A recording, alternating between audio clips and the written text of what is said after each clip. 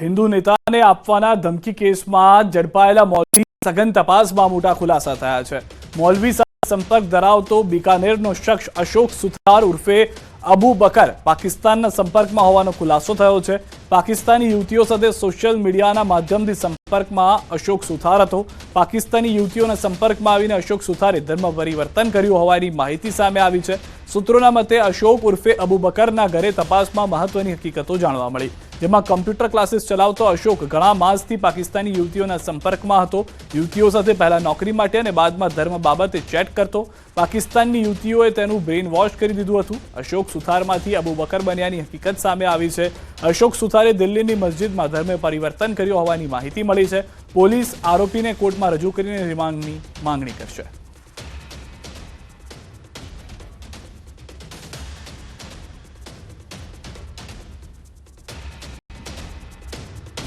અને હવે વાત કરીએ વિદેશમાં ફસાયેલા ભારતીયોની।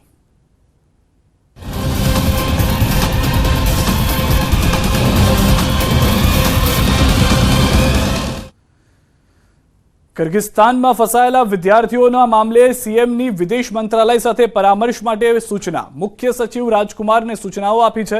સુરતના 100 જેટલા વિદ્યાર્થીઓ ફસાયા છે। વિદ્યાર્થીઓની સલામતી માટે દિશા નિર્દેશ કર્યા।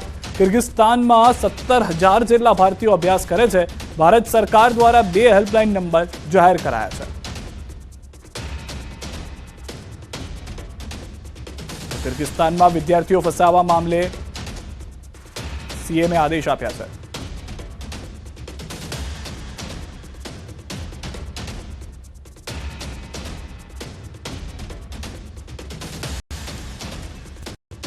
દ્રશ્યોમાં પણ આપ જોઈ રહ્યા છો જે રીતની પરિસ્થિતિ કિર્ગિસ્તાનની અંદર થઈ ગઈ છે। મુખ્ય સચિવને આ તમામ લોકો જે 100 જેટલા હાલમાં સુરતના જ વિદ્યાર્થીઓ છે ફસાયા હોવાની જાણકારી આપી અને નિર્દેશ કર્યા છે। દિશા નિર્દેશ સલામતી માટે વિદ્યાર્થીઓ માટેની વાત કરવામાં આવી છે। સરકાર દ્વારા 2 હેલ્પલાઇન નંબર પણ જાહેર કરવામાં આવ્યા છે। અનેક એવા વિડીયો, અનેક એવી પરિસ્થિતિ કે જે હાલમાં પરિવારજનોને ચિંતિત કરી રહી છે। કિર્ગિસ્તાનમાં જે તેમના સંતાનો સાથે થઈ રહી છે તેને લઈને 2 અલગ અલગ સમુદાય, અલગ અલગ દેશ વચ્ચે થયેલી માથાકૂટની અસર ભારત, પાકિસ્તાન અને બાંગ્લાદેશના જે વિદ્યાર્થીઓ ત્યાં ભણવા પહોંચ્યા છે તેમના પર થતી હોવાની હાલમાં જાણકારી મળી રહી છે।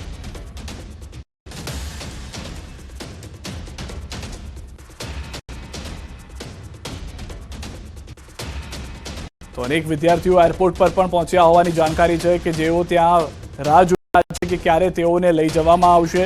ધારાસભ્ય કુમાર કાનાણીને લઈને પણ મહત્વની વાત, જેમને પીએમને પત્ર લખ્યો છે, વિદ્યાર્થીઓને મદદ માટે લખ્યો છે પત્ર, વાલીઓને યોગ્ય માહિતી કરી છે રજૂઆત। સુરતના 100 થી વધુ વિદ્યાર્થીઓ ફસાયા છે તેવી જાણકારી મળી રહી છે।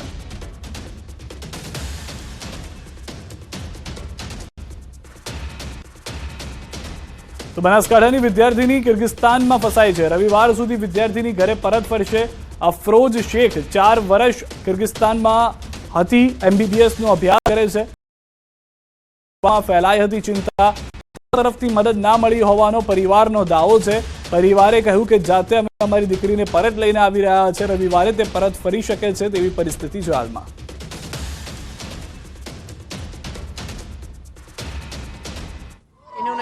મારી બેબી સન્ડેના દિવસે સાંજે આવી જશે। કોઈ તંત્રએ પૂછવાય નથી આવી ભાઈ, કોઈ તંત્રને કોઈ ખબર નથી કે કોઈ અત્યાર સુધી બાળકીને બી ત્યાં કોઈ પણ જાતની સહાય કે કોઈ પણ જાતનું કશું મળી નથી।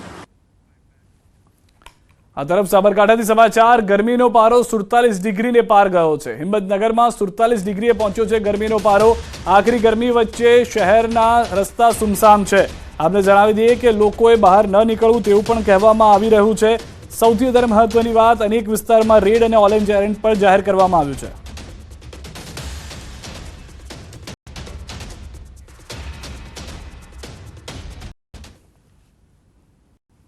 હવામાન વિભાગની આગાહી પ્રમાણે સાબરકાંઠા જિલ્લામાં આકરી ગરમીનો અનુભવ થઈ રહ્યો છે। અત્યારે હાલ મોબાઈલમાં જે ગરમીનો આંકડો બતાવી રહ્યો છે કે જે 47 ડિગ્રી, હિંમતનગરમાં સૌથી વધુ ગરમી જોવા મળતી હોય તો હિંમતનગરમાં જોવા મળી રહી છે ને જે 47 ડિગ્રી સુધી અત્યારે હાલ તો ગરમી પહોંચી છે, જેના કારણે અત્યારે રસ્તાઓ તો સુમસામ છે।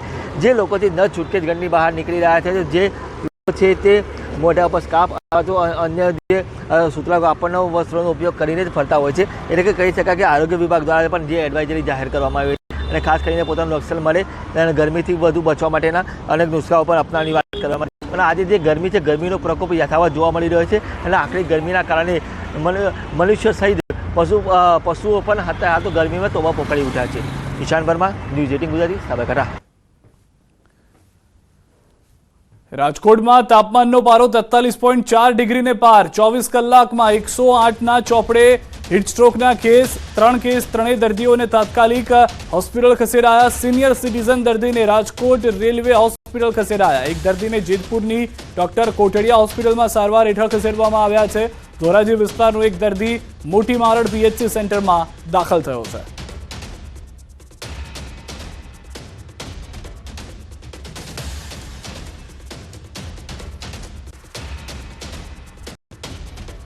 તો રાજકોટમાં હીટવેવની અસરને લઈને તંત્રનો નિર્ણય. કલેક્ટર ઓફિસ સહિતની જિલ્લાની તમામ સેવા કેન્દ્રોના સમય બદલાયા છે. સવારે 9 થી 1 વાગે અને સાંજે 4 થી 6 દરમિયાન થશે કામગીરી.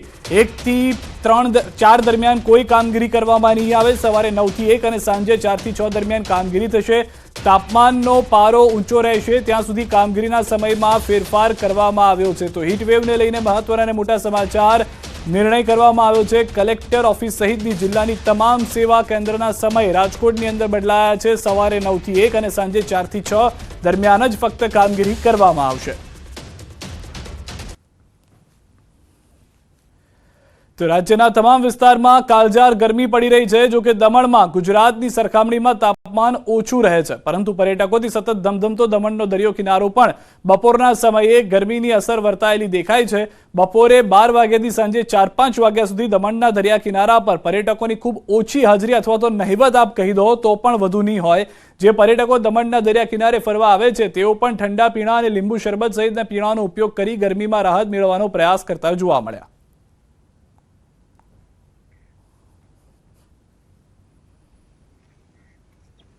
ગુજરાતના અનેક જિલ્લાઓમાં 37 થી 40 ડિગ્રીથી વધારે ગરમી, કાળઝાળ ગરમી પડી રહી છે. પરંતુ રાજ્ય પડોશમાં આવેલા સંઘ પ્રદેશ દમણના દરિયા કિનારે અત્યારે આપ જોઈ શકો છો કેવો માહોલ છે. દમણના દરિયે અત્યારે પવન ફૂંકાઈ રહ્યો છે. અહીંયા આગળ ગુજરાતની સરખામણીએ છે એ ગરમી છે ઓછી છે. અત્યારે જોઈ શકો છો દમણના દરિયા કિનારે અત્યારે અહીં 34 ડિગ્રી જેટલું અહીંયા આગળ ટેમ્પરેચર જોવા મળી રહ્યું છે. રાજ્યના ગુજરાતના અન્ય જિલ્લાઓમાં જે રીતે 30 ડિગ્રીથી 40 થી 42 ડિગ્રી જે ટેમ્પરેચર છે એને રાહત અપાવતું અહીંયા દમણના દરિયા કિનારે આપ જોઈ શકો છો બપોરનો સમય છે, પરંતુ અહીંયા આગળ છે પર્યટકોની સંખ્યા જે સાંજના સમયે હોય છે એનાથી થોડી ઓછી દેખાઈ રહી છે. દૂર દૂર સુધી આ દમણનો દરિયો સાંજે છે પર્યટકોથી ઉભરાતો હોય છે, પરંતુ બપોરનો જે સમયગાળો છે 12 વાગ્યાથી લઈ અને 4 વાગ્યા સુધીનો આ સમયગાળા દરમિયાન અહીંયા આગળ પર્યટકોની સંખ્યા ઓછી હોય છે. દરિયા આવતા બહારથી આવતા પર્યટકો છે આવી ગરમીમાં રાહત મેળવવા માટે અહીંયા આગળ ઠંડા પીણાનો સહારો લેતા હોય છે. દરિયા કિનારે જે રીતે અહીંયા આગળ ઠંડા પીણાની જે લારીઓ છે ત્યાં આગળ છે પર્યટકો આવી અને ઠંડક મેળવવા પ્રયાસ કરતા હોય છે. કેટલાક પર્यटको अपनी साथ है एमनी साथ सीधी बात करीશું. आपका नाम? विकास शिंदे, विकास, कहाँ से आए हो? महाराष्ट्र, औरंगाबाद. वो कितना गर्मी वहाँ पे रहता है और यहाँ पे क्या डिफरेंस दिखता है? वहाँ पे गर्मी है मगर पसीना नहीं आता है. यहाँ पे गर्मी है और पसीना भी आता है बहुत ज़्यादा. पवन, अच्छी हवा है, समंदर है, मस्त लगता है. आपने किस तरह से एंजॉय किया और ये गर्मी में क्या राहत के लिए क्या किए? राहत के लिए ऐसा है कि यहाँ पे पवन काफ़ी अच्छी हवा है और ये आप देख ही सकते हो लींबू शरबत. ભરતસિંહ વાડેર, ન્યૂઝ 20 ગુજરાતી, દમણ. રાજ્ય સરકારના પરિપત્રનો સરકારી વિભાગમાં જ ઉલ્લંઘન થતું જોવા મળ્યું છે.